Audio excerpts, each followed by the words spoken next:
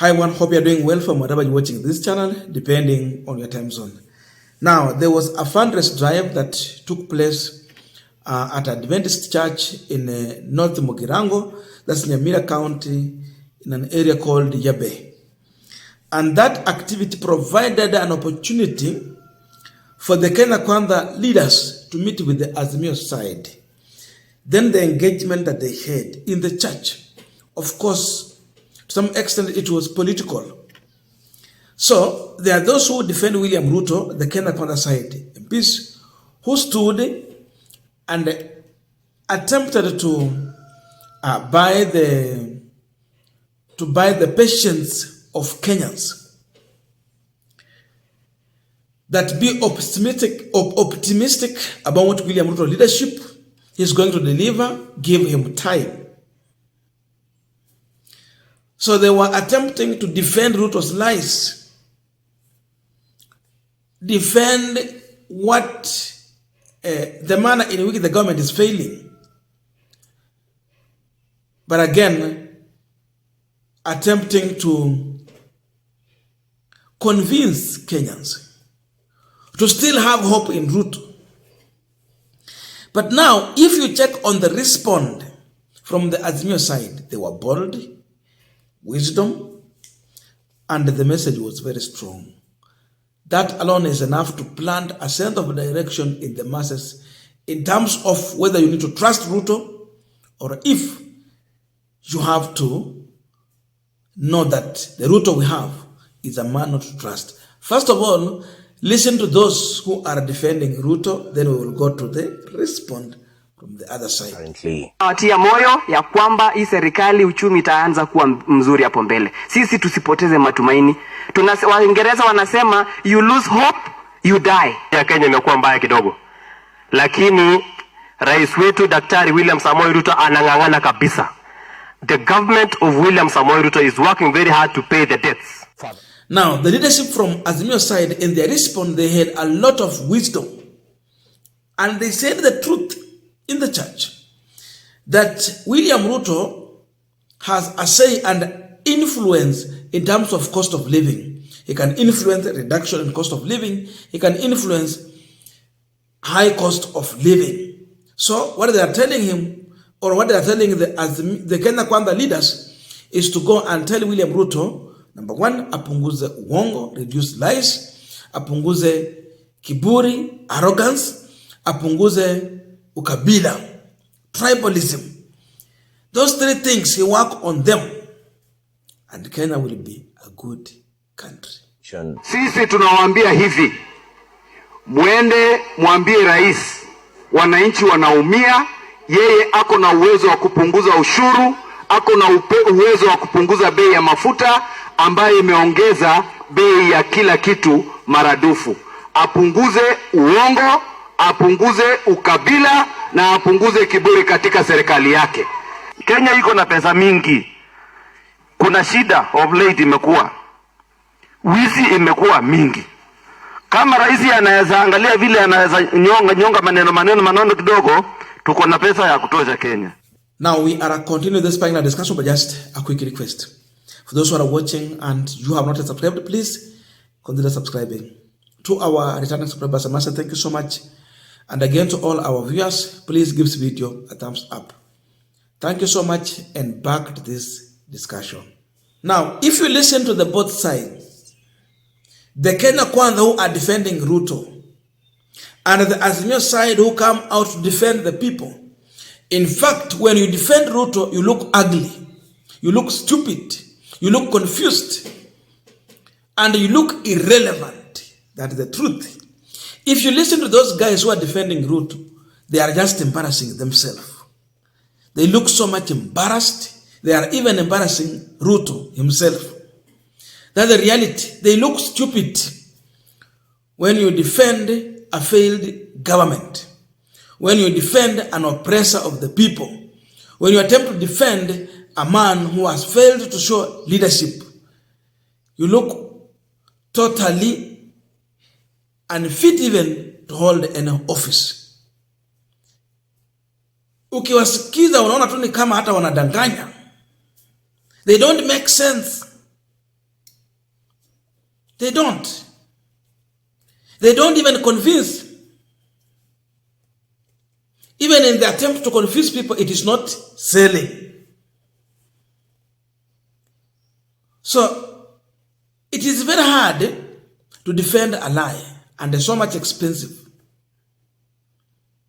That's why for them, they look totally out of order. That is a fact. But now, look the boldness in the Azimio leaders. Ambieni Ruto apunguze uongo. If we reduce lies, he will govern. But when he focuses to lying so much, then he's going to live a lie life and lead in lies on everything. He will not work for people because what he focuses on is nini nitaenda kuambia Wakenya ni wa confused. What will I lie to them? What should I tell them in terms of lies? That's why you see people like Jeremiah Kioni saying that Ruto is a liar all the time. All the time, Ruto is a liar. And that is his nature, Stureh. So they're telling them that go and tell your master to reduce lies. You come here, you tell us the price of unga has gone down when it has not gone down. You lie even when we know the truth. That means you are confirming to us that you have a lot of confidence to use lies in governing. You give fake promises. These promises should be stopped if you don't have any plan. You go and launch fake projects. Zingine ziko huko kwetu nitawaonyesha siku nyingine. Fake. Wanaweka jiwe la msingi pale in the name of so and so his excellency. Nothing happening. He should stop living a lie. Apunguza kiburi. The level of arrogance in William Ruto as the president is so huge. Siku ingine, Okiya Mtata told William Ruto what he need to do. But in his response, you saw arrogance. Sasa mambo ikafika kotini. When you know that the court cannot rule in his favor or has a plan not rule in his interest, but follow the law, he comes out and threatens Okiya Mtata, even kwa maisha, that I was given a sword, si ya kukata mboga. Ni ya kutoa vichwa za watu. Arrogance. Such kind of a leader cannot listen to advice. Even if he has advisors, he don't buy to their advice. It is either his way or the highway. It's all because of arrogance. When you have a leader who does not listen, akuwe na kiburi nyingi, he end up making very wrong decisions that end up affecting the life of the people that he's leading. And so as Kenyans, we feel the pain. We have been affected because the man in the State House is not a listener, but is an arrogant leader. So wametuma watu wake, endeni mwambie Ruto apunguze kiburi. And again, they're talking about ukabila. Tribalism is on large scale in Kenya Kwanza government. Even if you go and check on the latest appointment that was done, it is the Yamune nation. I am not against our brothers and sisters from Kalenjin nation to get jobs. But what we are asking for is fairness and equally. The spirit of our constitution, that when you are giving jobs, you have to consider the region and tribe in which those who are being appointed to power are coming from. It's going in one county or one region or one ethnic community. It should be balanced. That is the spirit of our constitution. So our Kalenjin brothers and sisters have to understand this. I'm even sure that even some are ashamed when they see the list of appointment. You look at it and you see one tribe, which does not represent the face of Kenya. Tribalism. And when you go by tribalism, you end up making a wrong decision because you have employed your village men. Even when they go wrong, you cannot fire them. Again, when you see tribal appointment, it does not go with the spirit of merit. Do they qualify for those jobs? Kama appointment the Ruto tungekuwa with qualification, I think we cannot be in the mess that we are in as of now. But because they focus on tribalism, that's why he's driving Kenya into a ditch.